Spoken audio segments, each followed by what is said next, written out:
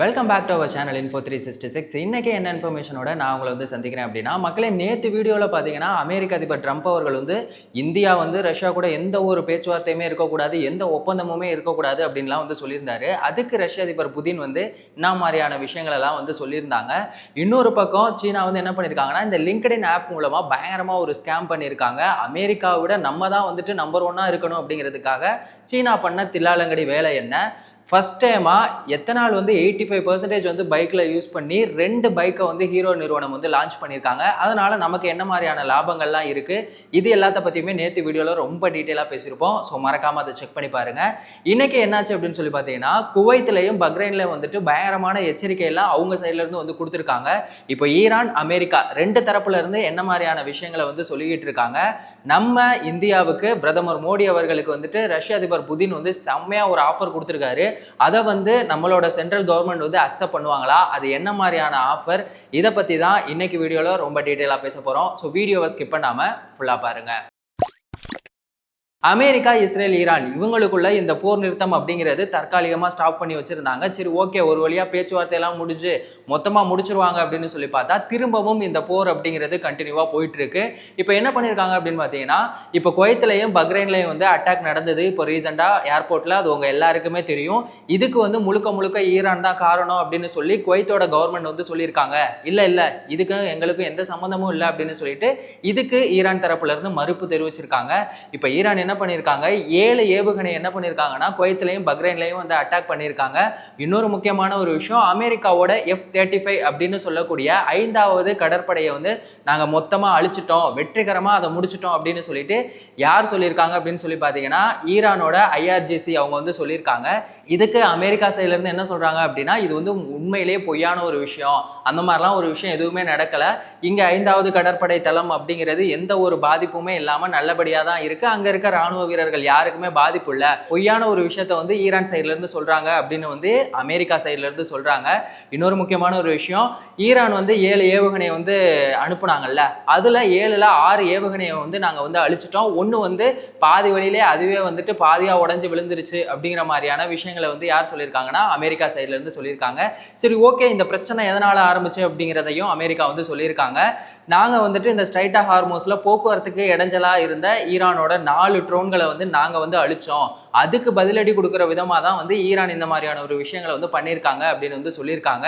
எது எப்படியோ இப்போ குவைத்திலையும் பக்ரைன்லையும் கவர்மெண்ட் வந்து என்ன சொல்கிறாங்கன்னா, யாருமே வந்துட்டு வீட்டை விட்டு வெளியில் வராதிங்க, முடிஞ்ச வரைக்கும் என்ன சொல்கிறாங்கன்னா வீட்டிலே இருக்காதீங்க, ரொம்ப பாதுகாப்பான சேஃபான இடம் எங்கே இருக்கோ அங்கே போயிருங்க அப்படின்னு சொல்லியிருக்காங்க. ஏன்னா இதோட நிலைமை அப்படிங்கிறது இப்போ வந்து ரொம்ப மோசமாக போயிட்டு இருக்கு.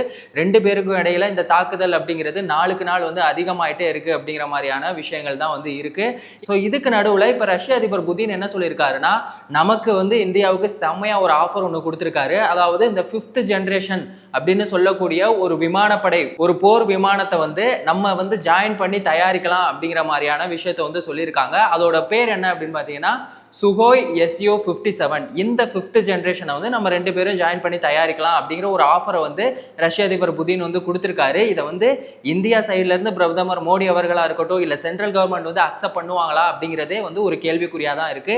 ஏன்னா இதுக்கு முன்னாடி 2018 ரஷ்யா சைட்ல இருந்து இந்த மாதிரி தான் ஒரு 5th ஜென்ரேஷனான FGFA, அதாவது ஃபர்ஸ்ட் ஜென்ரேஷன் ஃபைட்டர் ஏர்கிராஃப்ட் அப்படிங்கிற ஒரு 5th ஜென்ரேஷனை வந்துட்டு நான் ஒரு போர் விமானத்தை நம்ம தயாரிக்கலாம் அப்படின்னு சொன்னதுக்கு இந்தியா சைட்ல இருந்து என்ன பண்ணிட்டாங்கன்னா, அதை வேணாம் அப்படின்னு வந்து சொல்லியிருக்காங்க. அமெரிக்காவோட அதிபராக ட்ரம்ப் அவர்கள் வந்தப்ப அவருமே என்ன சொல்லியிருக்காருன்னா, இந்த F-35 போர் விமானத்தை வந்து தயாரிக்கலாம் அப்படின்னு சொல்லி இந்தியா கிட்ட சொன்னப்பயுமே இந்தியா வந்து ஓகே சொல்லலை, அதையுமே வந்து ரிஜெக்ட் பண்ணிட்டாங்க. ஸோ இதை வந்து இந்தியா வந்து அக்செப்ட் பண்ணுவாங்களா இல்லையா அப்படிங்கிறது இப்போ வரைக்குமே வந்து டவுட்டாக தான் இருக்கு.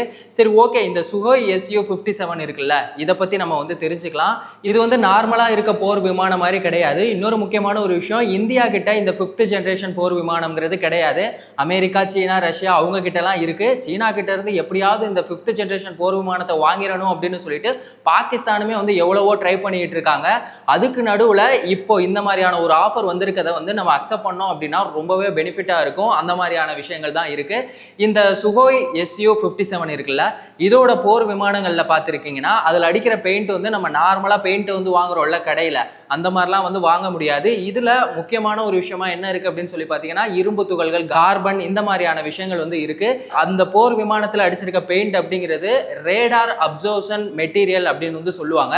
இப்போ ஒரு சிக்னலை அனுப்பணும்னா அதை அக்செப்ட் பண்ணி திரும்ப நமக்கு வந்து பாஸ் பண்ணும். அப்படி பாஸ் பண்ணும்போது மேல வந்து வானத்துல என்ன மாதிரியான விமானங்கள், ஏவுகணை தாக்குதல்லாம் வந்து நடக்குது அப்படிங்கிறத நம்ம வந்து பார்க்க முடியும் எதிர நாட்டு சைட்ல இருந்து. ஆனா இதோட ஒரு பிளஸ் என்ன அப்படின்னு சொல்லி பாத்தீங்கன்னா, இப்போ ரேடார் சிக்னலை அனுப்பணும் அப்படின்னா அதை வந்து அப்சர்வ் பண்ணிக்கும், ரிட்டர்ன் வந்து அனுப்பாது. ஸோ எதிரி நாட்டு சைட்ல இருந்து என்ன மாதிரியான விமானங்கள் அனுப்புறாங்க அப்படிங்கிறதெல்லாம் நம்ம கண்ணால பார்க்கவே முடியாது. அப்படியே நம்ம கண்ணால பார்க்குற மாதிரியும் இருந்தாலும் ஒரு டிஸ்பிளேல எப்படி இருக்கும் அப்படின்னு சொல்லி பார்த்தீங்கன்னா, சின்னதா ஒரு குருவி பறந்தா எப்படி இருக்கும் அந்த மாதிரி தான் இருக்கும். இதோட ஒரு ஸ்பெசிஃபிகேஷன் அப்படிங்கிறது ரொம்பவே ஸ்ட்ராங்கான ஒரு விஷயமா இருக்கு. மணிக்கு இது வந்து 2400 கிலோமீட்டர் வரைக்குமே பறக்கும். ஒன்ஸ் நம்ம வந்து எரிபொருளை ஃபில் பண்ணிட்டோம் அப்படின்னா 3400 கிலோமீட்டர் வரைக்குமே ஸ்பீட்ல வந்து போகும் அப்படிங்கிற மாதிரியான விஷயங்கள் எல்லாம் வந்து சொல்லியிருக்காங்க. இன்னொரு முக்கியமான ஒரு விஷயம், நார்மலா ஒரு போர் விமானம் அதுல வந்துட்டு அணுகுண்டா இருக்கட்டும் இல்ல ஏவுகணை, அது எல்லாத்தையுமே என்ன பண்ணுவாங்கன்னா இந்த போர் விமானத்தோட ரெக்கை இருக்குல்ல அங்கதான் வந்துட்டு தொங்க விட்டுருப்பாங்க. ஆனா இதுல வந்து இந்த போர் விமானத்தோட வயிற்று பகுதியில ஒரு பாக்ஸ் மாதிரி இருக்கும். அதுக்குள்ள இந்த அணுகுண்டு, ஏவுகணை அது எல்லாத்தையுமே வந்து ஃபில் பண்ணி வச்சிருப்பாங்க. இப்போ நார்மலா இருக்க விமானத்துல வந்துட்டு ஏவுகணையா இருக்கட்டும் இல்ல அணுகுண்டு, அது எல்லாத்தையுமே வந்துட்டு நம்ம எதிரி நாட்டை நோக்கி அட்டாக் பண்ணும்போது என்ன ஆகும்னா அதோட காத்து அடிக்கிற திசையில அது வந்து ரொம்பவே கம்மியான ஒரு வேகத்துல தான் போகும். ஸோ இதுல அந்த மாதிரியான பிரச்சனைகள்லாம் கிடையாது. இது வந்து ரொம்பவே ஸ்பீடான ஒரு வேகத்துல போகும் அப்படிங்கிற மாதிரியான விஷயங்களுமே இருக்கு. இது வந்து அந்த அளவுக்கு ரொம்பவே பவர்ஃபுல்லான ஒரு விஷயமா இருக்கு. இதை அக்செப்ட் பண்றது அப்படிங்கிறது நமக்கு ரொம்பவே பெனிஃபிட்டா இருக்கும். இன்னொரு பக்கம் நம்ம என்ன பண்ணிட்டு இருக்கோம்னா, நம்மளே வந்துட்டு புதுசா இன்னொரு 5th ஜெனரேஷனை வந்து தயாரிச்சுட்டு இருக்கோம். தனியா அதை நம்ம தயாரிக்கணும் அப்படிங்கிறது வந்து சாத்தியமே இல்லாத ஒரு விஷயம். அதை தயாரிக்கிறதுக்கு எப்படியுமே பார்த்தீங்கன்னா 10ல இருந்து 15 வருஷம் கிட்ட ஆயிடும் அப்படின்னு வந்து சொல்றாங்க. இப்போ ரஷ்யா கூட நம்ம சேர்ந்து பண்றதுனால என்ன மாதிரியான நன்மைகள்லாம் இருக்கு அப்படிங்கிறத தெரிஞ்சுக்கலாம். இப்போ சீனா கிட்டையுமே இருக்கு, அமெரிக்கா கிட்ட இருக்கு, ரஷ்யா கிட்ட இருக்கு. இப்போ இந்த போர் பதட்டம் அப்படிங்கிறது நாளுக்கு நாள் அதிகமாயிட்டே இருக்கு. ஸோ இந்த மாதிரியான ஒரு சுச்சுவேஷன்ல நம்ம கிட்டயுமே இந்த 5th ஜெனரேஷன் போர் விமானங்கள் இருந்துச்சு அப்படின்னா சீனா வந்து நம்மளை பார்த்து பயப்படுவாங்க. அவங்கள விட நம்ம பயங்கரமான போர் விமானம்லாம் வச்சிருக்காங்க அப்படின்னு சொல்லிட்டு நம்ம கிட்ட வந்து சண்டைக்கு வரமாட்டாங்க. இப்போ ரஷ்யாவும் இந்தியாவும் சேர்ந்து ஒரு விஷயத்தை தயாரிக்கும் போது அப்படிங்கும்போது அதுக்கான காஸ்ட், செலவு அப்படிங்கிறது ரொம்பவே கம்மியாகும். ஏற்கனவே இந்தியாவும் ரஷ்யாவும் நல்ல ஒரு உறவுல இருக்காங்க. ஸோ இந்த ஒரு ப்ராஜெக்டை நம்ம பண்றது மூலமா அந்த ஒரு ரிலேஷன்ஷிப் அப்படிங்கிறது வந்து இன்னுமே ரொம்பவே ஸ்ட்ராங் ஆகும். இந்த மாதிரியான நிறைய பெனிஃபிட்டான விஷயங்கள்லாம் இருக்கு. ஸோ மத்திய அரசு சைட்ல இருந்தும் பிரதமர் மோடி அவர்கள் சைட்ல இருந்து என்ன மாதிரியான முடிவுகள்லாம் எடுக்க போறாங்க அப்படிங்கிறத நம்ம பொறுத்திருந்து பார்ப்போம். அமெரிக்கா, ஈரான் இவங்களுக்குள்ள நடந்துகிட்டு இருக்க இந்த போரால குவைத், பக்ரைன்ல இருக்க மக்கள் வந்துட்டு ரொம்பவே பாதிக்கப்படுறாங்க. ஸோ இதை பத்தி நீங்க என்ன நினைக்கிறீங்க? ரஷ்யாவோட அதிபர் புதின் கொடுத்த ஆஃபரை வந்துட்டு பிரதமர் மோடி அவர்கள் வந்துட்டு அக்செப்ட் பண்ணுவாங்களா? இதனை பத்தின உங்களோட ஒப்பீனியன் என்ன அப்படிங்கிறத மறக்காம கமெண்ட் செக்ஷன்ல சொல்லுங்க. இந்த மாதிரி எந்த ஒரு இன்ஃபர்மேஷனா இருந்தாலும் அதை 10 நிமிஷத்துல தெரிஞ்சுக்கணும் அப்படின்னா நம்ம சேனலை மறக்காம சப்ஸ்கிரைப் பண்ணுங்க, உங்க ஃப்ரெண்ட்ஸுக்கு ஷேர் பண்ணி சப்போர்ட் பண்ணுங்க. வேறொரு வீடியோல வேறொரு இன்ஃபர்மேஷன்ல திரும்பவும் சந்திக்கலாம்.